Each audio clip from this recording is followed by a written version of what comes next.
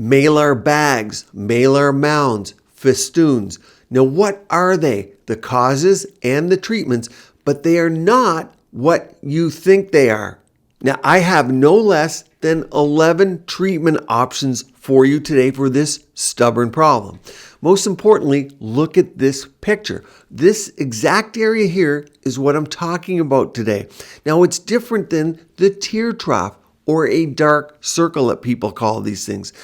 Now, everyone thinks this bulge, a little lower than where the tear trough is simply a fat pad that's sticking out. But in fact, it's not. It's not what most people expect it is. It's not what you think it is, and I'll explain in this video. But first, to understand and treat this issue, especially with home remedies, you need to know why this is so common. You see, even subtle changes can manifest as a significant cosmetic concern in this area where everyone looks at you for communication and nonverbal clues. They look at your eyes.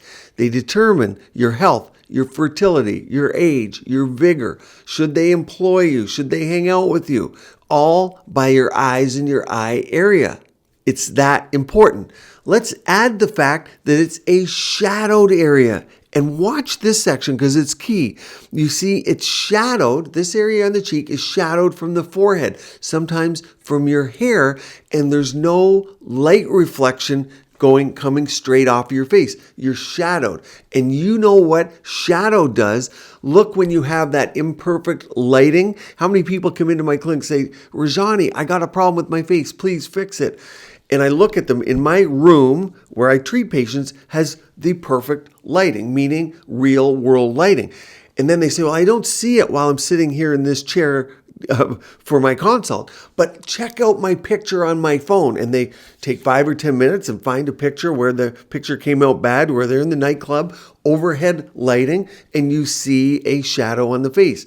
That's not real life. And so many people are troubled by this area because if you do really have it, it's worse and worse by lighting. And that's why sometimes you feel like it waxes and wanes, but that's the importance of where it is. It's shadowed by nature, by our facial structure. That's what also makes the treatment of this area so difficult yet important. It needs to be perfectly smooth with whatever fixes I'm going to tell you about today, because this shadow will show up even a slight demarcation. And sometimes it's discoloration of the skin. There's not even a line or a step off. It's actually just that you have discoloration from not putting sunscreen underneath here, or it's where your sunglasses end that were protecting your eyes. And then all of a sudden you see darker skin that makes it look like a malar pad. So don't be fooled. You look way better in real life than you think you do. I have a whole video, I'll link at the end, and I'll put up here about why you look bad in pictures, but better in the mirror, and how to fix it.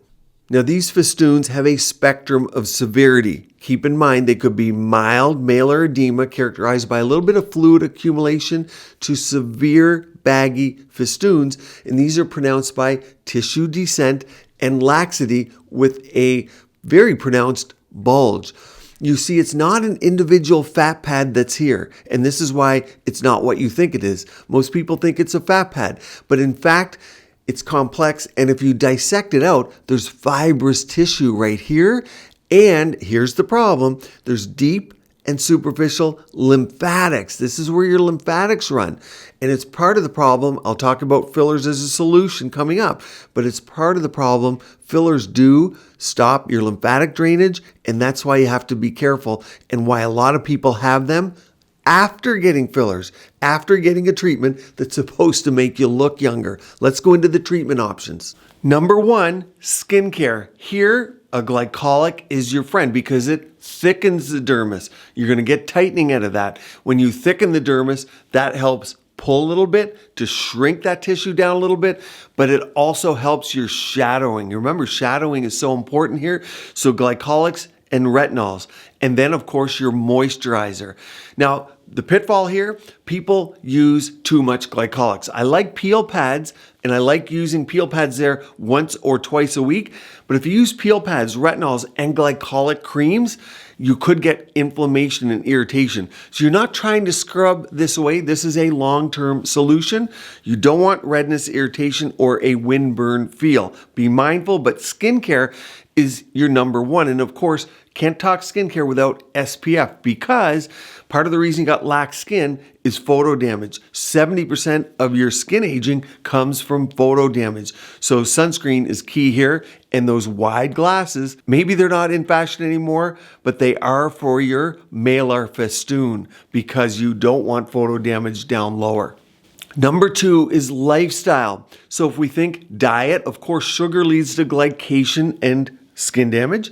If you think salt intake, how many people say, hey, I had sushi last night, I got eye bags, sorry about that. That's what they'll say. So you know, too much salt intake or alcohol. And what about sleep? For sure, you wake up in the morning, takes a while for your blood flow to improve, especially to your under eyes. The less you sleep, the more the skin, the lymphatics, and the blood flow responds. And that's why a lot of people use the treatments I'm going to tell you coming up, like massage and lymphatic drainage. But absolutely, sleep and lifestyle plays a role.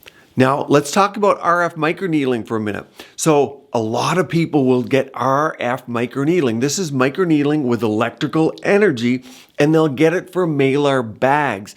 Now, if you look at RF microneedling, when the needles go in, either the very tip of the needle has the energy, or the energy is through the whole needle. And it makes a big difference, because the ones where you have energy only at the tip, we can get deeper, we can treat deeper without treating superficial.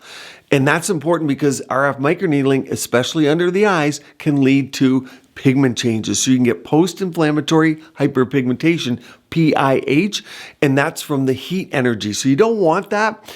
The key here is, yes, I like the devices that you can control the heat at the tip only.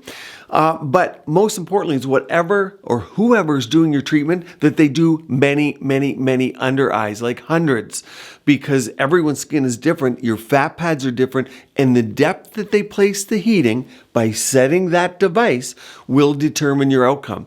Now, it isn't the first thing I think about with RF microneedling to treat this area, because it can also go wrong for the pigmentation issue. You might not get the tightening that you think, and you might cause irritation, and you can't pointedly go get an exact area of that fibrous tissue. And remember, that under eye area, it's fibrous tissue, it's not only fat. So it's rife with some problems, because the fat will respond different than the fibrous tissue underneath the skin. So I know that sounds complex, but the key here is it's worth a try. And understand it's $1,000 to $4,000 try, so it's not inexpensive. When it works great. What's the percentage? I'd say 40 to 50% of people get a nice result for a couple $1,000s. And your practitioner, if they're smart, they're going to go low on the settings, just lightly for the first treatment or two, till they get to know your skin and see the response. And on the third or fourth, you can really go with some deeper settings with deeper heat. So RF microneedling can work, but it's not this home run. And there's very few providers that can provide it with the skill set that you need. Let's put it that way. Next is lymphatic massage. Now, face massages can aid in the removal of festoons by stimulating this lymphatic drainage, minimizing fluid buildup, and improving circulation to the lower lids. It can relax the facial muscles and remove the fluid accumulation in the upper cheeks as well. And there are ligaments that demarcate the upper to the lower kind of lid region. And so lymphatic drainage can help and be tremendously beneficial for many of my patients.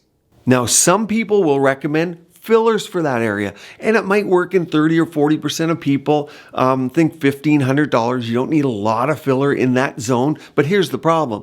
Most injectors out there are using hyaluronic acid fillers, and they all draw water into a little bit, to some degree.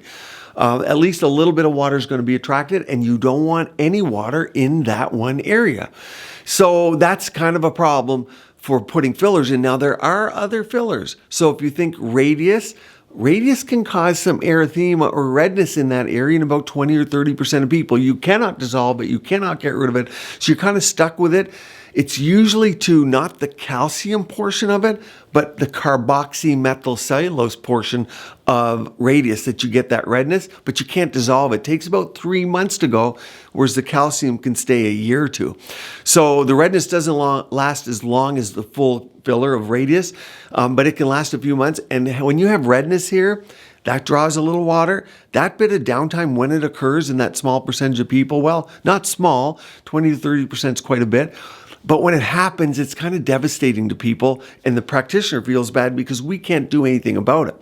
You do have something called Bellafill, which is permanent. A lot of people don't like permanent, and then there's those that love the idea of permanent. I like Bellafill. I use it. It's pretty good for the malar pad, the festoon. The problem is you need a skilled provider. You got to go slowly, add little bits at a time. If you go full on and you don't like the look, you're out of luck. It's really hard to remove from the body. Surgically, yes, you could get it corrected, but sometimes it's never perfect after. So that's the problem with fillers. It's not something I run out and recommend for everybody. If you have a skilled provider, it's worth a try if you have the funds, because if it didn't work out with hyaluronic filler, simple. You just dissolve it and add PRF. It'll take you to your baseline or get better. Now that takes me to PRF. Why not just subsize and add PRF? That's a great treatment to try. You will have some downtime because you're adding 2 or 3 cc's in this area of platelet-rich fiber. And when you spin your blood down to get your own exosomes, growth factors, mesenchymal stem cells, but I'm adding fluid back in there. So there is some downtime with that, and that can last a couple weeks, but that is a good all-natural solution. Subsize the area with a needle, then add your PRF. You can even heat a portion, make a little gel if your cheek can take volume. And there's very little downside to that treatment and quite a bit of an upside. Now next, let's talk lasers. A lot of people say, particularly I'll hear CO2 laser. CO2 laser, 10,400 nanometer wavelength, that's going to be attracted to water, and that's going to be a resurfacer. Sure, you get some tissue tightening. It's like, think about a burn around the eyes. It looks like a burn because you're burning the top layer of skin off. Now, you will have downtime, 3, 4, 8 weeks, especially here because you get fluid accumulation from the recovery from the procedure. CO2 laser done correctly for this area is an intense procedure. Most of you can't deal with the downtime, and that's why I don't put it high on the list of things you should do. But if you're getting a CO2 for your whole face, and think about $2,000 to $3,000 for the type I'm talking about, not like a cool peel or scattered low-level CO2. Like I have videos where I had mine done. I'll link that either up here or at the end of the video. You can watch me get my CO2 laser done, and it was a superficial one. I'm talking about deep, where you increase the amount of fractionation. So you increase the amount of surface area of your skin treated, and you leave less healed areas in between. So the downtime's longer, the result is better. But keep in mind, you might need 2 to 3 of these. So you could have quite a bit of downtime. And again, it's not a home run. It's going to work in about 30 to 40% of people for malar festoons. Now, the rest of it looks good. Brown spots, tightens the skin a little bit. You get more skin glow, pores. But we're talking just this area. It's not something I'm saying go spend your $7,000 on. Now, what about PDRN or polynucleotides and exosomes? In and of themselves, they're not going to make your malar pads better. They can help brighten the under eye. They can help tighten some of the skin. But to get a festoon or a malar pad better with those alone, it's not going to help so much. But now if you add fractionated RF, if you add laser, if you add RF microneedling with exosomes or PDRN, of course, PRF, those are great solutions. Now, what about a blepharoplasty? Surgical intervention involving the lower eyelid with what we call a blepharoplasty can address these malar pads by removing the excess skin, repositioning or excising the protruding fat, and you can even get some of this fibrous tissue. And then here's the kicker, you can tighten the underlying muscles to create a more youthful look. So yes, a blepharoplasty or surgical under eye surgery can work to help remove these.